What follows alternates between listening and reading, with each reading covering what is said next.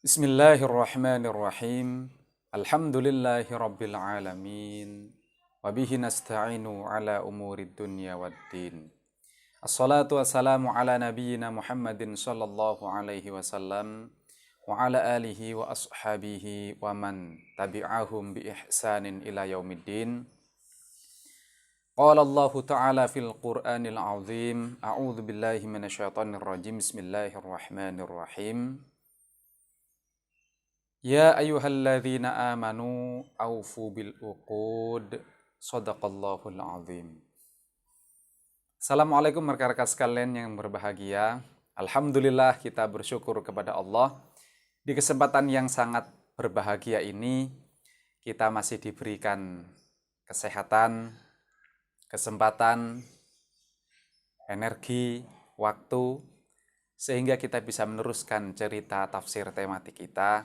Kajian kita temanya masih tentang sihir milenial, dan topik kali ini terkait dengan tema besar itu adalah tentang perempuan penebar fitnah. Kita sudah membahas yang lalu rekan-rekan sekalian tentang an-naffatsati fil uqad, ya. Bahwasanya itu jelas bukanlah ayat sihir yang biasa diterjemah dengan an-naffatsati fil uqad dengan para perempuan penebar sihir atau para perempuan penyihir, itu ternyata memang tidak pas dengan asbabun nuzul ayat itu, ya.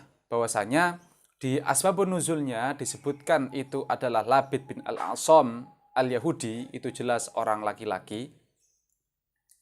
Sedangkan an-naffatsat itu jelas perempuan, ya. Ketika diterjemah menjadi perempuan penyihir, itu menjadi tidak pas, ya. Kalaupun itu disebut sebagai ayat sihir, itu jelas tidak masuk akal, baik secara Quran, secara saintifik, atau secara positif, atau secara empirik, maupun secara sejarah, maka itu bukan ayat sihir, ya. Ayat itu atau surat itu bukan surat sihir, atau bukan berbicara tentang sihir magis, kelenik, seperti keyakinan yang berkembang selama ini di sekitar umat Islam atau di sekitar kita, ya. Yang lalu kita sudah tahu konteks keseluruhan ayat itu, al-mu'awwidzatain itu berbicara tentang apa, ya. Secara garis besarnya memang itu adalah ayat untuk minta tolong kepada Allah, ya. Minta tolong kepada Allah dari bisikan-bisikan setan, ya.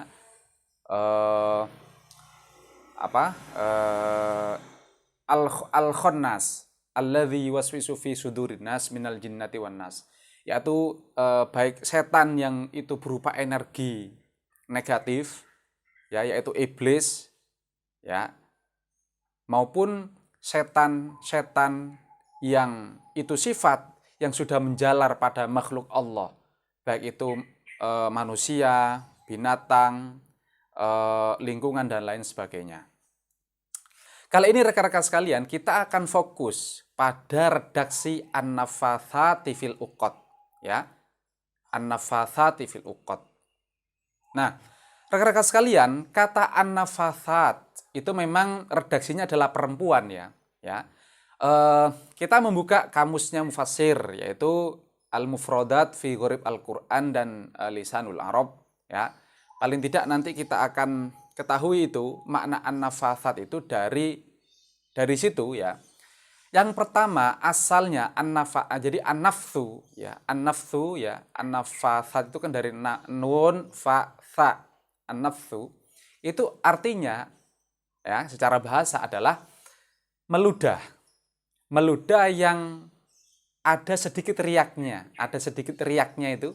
Nah, itu namanya an-nafsu. Jadi meludah, ya. Nah, itu makna yang pertama, rekan-rekan sekalian. Kemudian di situ di Al-Mufradat itu juga dijelaskan bahwasanya kalau konteksnya ular, ya, jadi kalau konteksnya ular, an-nafsu itu adalah mematuk. Ya, kalau ular itu mematuk, dia otomatis tidak hanya menggigit tetapi dia juga meracuni, ya, meletakkan bisanya itu ke dalam gigitannya itu. Jadi ular itu mematuk, yakni ular itu kan beracun. Nah, orang kalau kena gigitan ular, ya itu kan membiru ya. Itu kan ada racunnya masuk ke dalam orang itu. Nah, kalau konteksnya ular, an-nafsu itu ya mematuk itu. Ular berbisa yang menggigit atau ular berbisa yang mematuk, itulah an-nafsu. Ya, kita menemukan arti itu. Nah, kemudian di lisanul Arab, ya, juga kita menemukan dua makna yang berbeda lagi, ya. Yang pertama maknanya adalah apa namanya? Ya, meludah itu. Ya. Meludah itu an-nafsu. Yang kedua ada lagi maknanya di dalam lisanul Arab itu, maknanya adalah bersyair dan berpuisi. Ya, bersyair dan berpuisi. Nah, memang di dalam lisanul Arab itu juga ditemukan makna an-nafathati fil uqad itu, maknanya memang itu para perempuan penyihir itu ada seperti itu. Tetapi kita sudah menolak semua itu, membantah semua itu, ya. Bahwasanya itu tidak pas diartikan sebagai perempuan penyihir. Baik perempuannya dikaitkan dengan asbabun nuzulnya maupun dengan konteks sihir magis kelenik yang keluar dari sunnatullah secara Qur'ani maupun secara sains, ya, dan sejarah itu memang tidak make sense, tidak masuk akal, ya, tidak bisa diterima gitu. Maka itu kita tolak, kita tidak bisa menggunakan makna itu. Ya, jadi kita menemukan makna-makna itu, ya. Jadi ada yang kalau kita simpulkan an-nafsu itu, an-nafathat, an-nafsu itu ada yang berarti meludah dengan sedikit riaknya. Kalau konteksnya ular itu berarti mematuk dengan bisanya, dengan racunnya itu, ya. Ada juga yang bersyair dan berpuisi, ya. Ada juga yang para perempuan penebar sihir atau para perempuan penyihir itu, ya. Itu memang kita temukan di dalam kamus makna itu tadi. Oke, itu. Yang kedua, an-nafathati fil uqad, ya, an-nafathati fil uqad, yaitu an-nafathat fil uqad di dalam al-uqad. Sekarang kita akan masuk mana al-uqad. Akad al-uqad, apa itu sebenarnya al-uqad itu? Ya. Jadi kita kembali lagi melihat arti-arti kata itu di kamus-kamusnya mufassir itu, ya, al-mufradat fi ghurib al-Qur'an, lisanul Arab, ya. Al-uqad itu asalnya berarti mempertemukan ujung-ujung sesuatu. Baik itu ujung-ujung tali, ya, ataupun ujung-ujung benda-benda keras. Ya, gampangnya itu mengikat. Jadi al-uqad itu kalau tali disimpulkan terus ditarik itu kan membentuk ikatan. Jadi mengikat. Nah, itu artinya ada juga artinya mengikat, gampangnya seperti itu. Jadi al-uqad itu mengikat. Ikatan-ikatan. Jadi kalau al-uqad bisa buhul-buhul itu ada yang mengartikan buhul-buhul, ya. Itu maksudnya kan kalau ada tali, kalau diikat terjadi ikatan. Itu kan ikatan 1, ikatan 2, ikatan 3, ikatan 4 itu loh. Sebagaimana diceritakan di hadis itu kemarin, gambarannya kan membentuk bundel-bundel itu. Bundelan-bundelan. Jadi ikatan. Jadi kayak bulat-bulat kecil itu kan membentuk buhul-buhul namanya. Nah, ikatan-ikatan itu al-uqad. Makna bahasanya itu seperti itu. Ya. Lah, kemudian rekan-rekan sekalian, di situ juga lantas dipinjam isti'arah untuk makna-makna yang lain dari asal kata ikatan itu. Yaitu apa? Akad. Ya. Maka lantas muncul di dalam bahasa Indonesia itu ada akad pernikahan, akad jual beli, ya, akad kerjasama, akad bisnis, ya. Jadi akad itu menunjuk pada perjanjian, ya, perjanjian MOU, memorandum,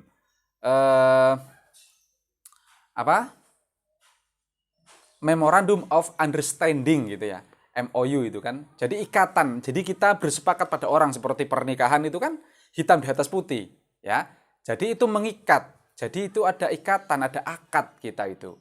Jadi kita ada ikatan dengan antara suami istri, itu ada ikatan.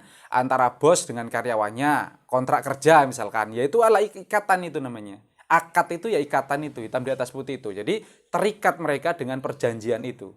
Ya, akad jual beli ya seperti itu, terikat. Ya, jadi antara penjual dan pembeli itu terjadi ikatan, terjadi akad kesepakatan gitu, memorandum of understanding itu tadi. Ya, nah, maka rekan-rekan sekalian, kalau kita membuka surat 5 ayat 1, itu jelas di situ. Ya ayyuhalladzina amanu, seperti yang saya baca di depan tadi, hai orang-orang yang beriman, aufu bil uqud. Penuhilah, komitmenlah pada janji-janji kalian. Penuhilah akad-akad kalian. Penuhilah janji-janji kalian. Jangan dikhianati maksudnya. Ya, aufu bil uqud itu kalau kalian kontrak kerja, jangan dikhianati. Kalau kalian akad pernikahan, jangan dikhianati. Kalau kalian akad jual beli, jangan dikhianati. Itu maksudnya aufu bil uqud. Penuhilah janji-janji kalian. Ya, jagalah, komitmenlah pada akad-akad kalian. Itu maksudnya surat 5 ayat 1 itu, aufu bil uqud itu. Ya, itu artinya. Jadi tidak hanya makna hakiki atau makna makna hakikatnya, tetapi juga makna majaznya, isti'aroh kalau dalam teori sastra Arab, ya, dipinjam makna itu untuk makna yang lain. Nah, sehingga kalau kita gabung menjadi an-nafathati fil uqad, yaitu apa? Orang-orang yang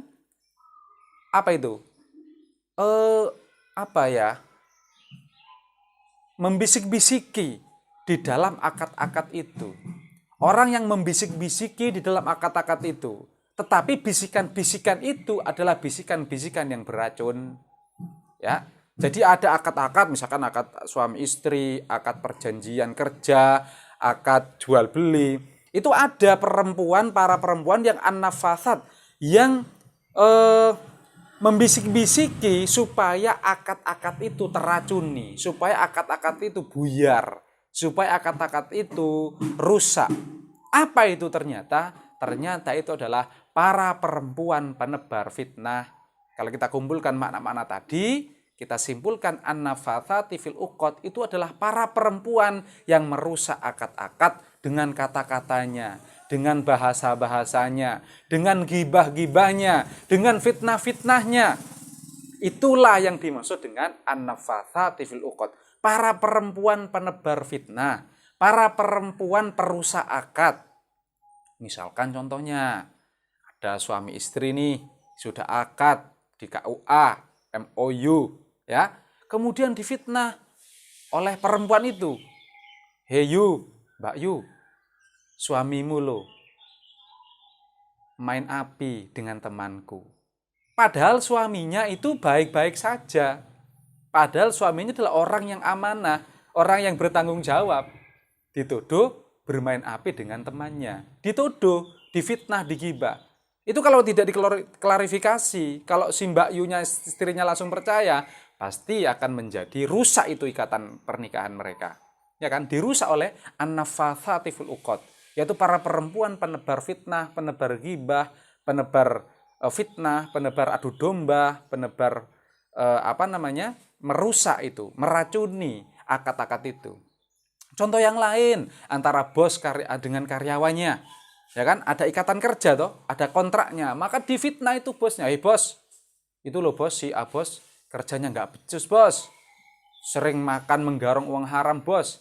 Loh, kalau bosnya tidak cross check klarifikasi dan percaya, langsung percaya, ya bisa dipecat itu karyawan yang difitnah, yang digibah, yang diadu domba, dilabel buruk.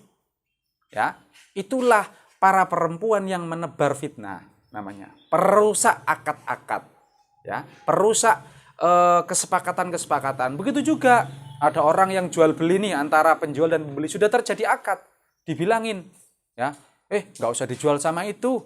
Apa kamu berani harga berapa dia? Oh, harganya 500.000 kok berani beli barangmu. Ini barangmu ini barang bagus. Sudah tak beli 750.000, jangan diberikan pada dia. Padahal sudah terjadi akad sebelumnya dengan pembeli yang pertama itu tadi. Maka lantas setelah si penjual itu membatalkan sepihak perjanjian dengan penjual yang pertama, pembeli yang pertama tadi. Itulah namanya perusak akad namanya. Perusak kesepakatan, perusak akad-akad itu. Itulah makna dari an-nafathati fil uqad itu tadi. Yaitu para perempuan penebar fitnah, penebar adu domba, penebar ghibah yang merusak lantas akad-akad itu. Uqad itu tadi. Ya. Jadi kalau itu diartikan sebagai sihir, para perempuan sihir udah tidak pas, sudah tidak masuk, ya. Jadi makna yang benar, makna yang pas adalah makna isti'arohnya, makna majaznya ketika kita mengumpulkan makna-makna itu, arti-arti kata an-nafathat, an-nafsu dan al-aqdu, al-uqad dari kamus-kamus para mufassir dan kita masukkan dalam konteks Al-Qur'annya itu sendiri. Ya. Jadi sekali lagi artinya adalah para perempuan penebar hoax, penebar fitnah, penebar ghibah, penebar adu domba yang merusak akad-akad, yang merusak kesepakatan-kesepakatan. Ini bisa terjadi pada saat zaman Nabi itu. Ya, para perempuan penebar fitnah itu kan menggibah, memfitnah Nabi itu. Ya. Ya mereka bisa saja menghasut ya para perempuan yang lain itu. Misalkan Nabi itu orang yang kena sihir, Nabi itu gila, itu banyak di Quran itu.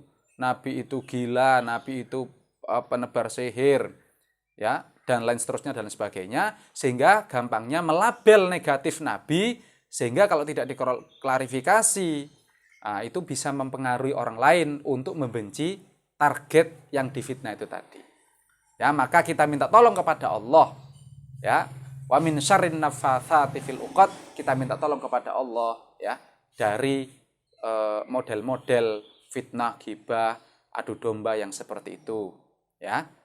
Mudah-mudahan kita selamat fid dunya wal akhirah. Amin ya rabbal alamin.